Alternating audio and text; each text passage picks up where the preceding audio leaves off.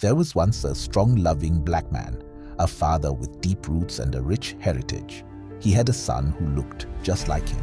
Same dark skin, same strong features, same family line.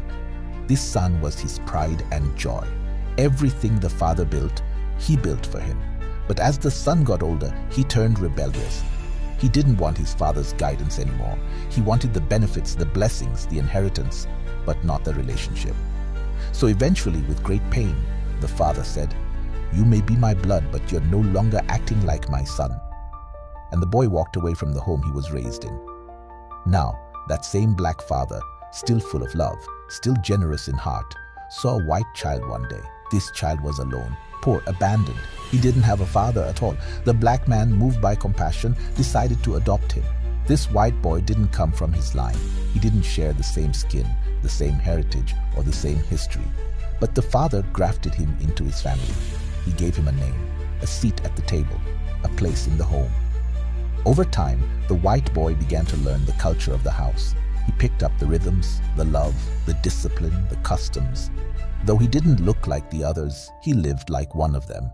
Because the father didn't love him less, he loved him as a son. Then one day, the original black son passed by. He saw his father out in the yard, smiling and playing with the adopted white son. He saw the love, the connection, and something deep stirred in him. He thought, wait, that was mine. That's my father.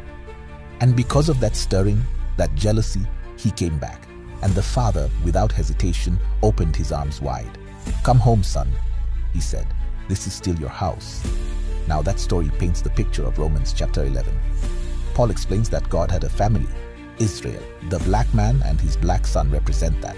But through unbelief and rebellion, many Israelites were broken off from the tree. Then God looked out at the Gentiles, the white child in the story, who had no covenant, no law, no promises, and he adopted them in, grafted them into the family contrary to nature, meaning not by blood or heritage, but by mercy. Now, some try to say that the natural branches being grafted in again are Gentiles. But that would be like saying the black son, who came from the father's own DNA, is being brought back unnaturally. That makes no sense. No, Romans 11 makes it clear. It's the white child, the Gentile, who's grafted in contrary to nature. And it's the natural black son, Israel, who, when he comes back through faith, is simply being restored to his rightful place. The family of God is made up of both, those adopted in by grace and those returning by promise. One tree, one root. And the root is not ethnicity or law. It's the mercy of God through Christ.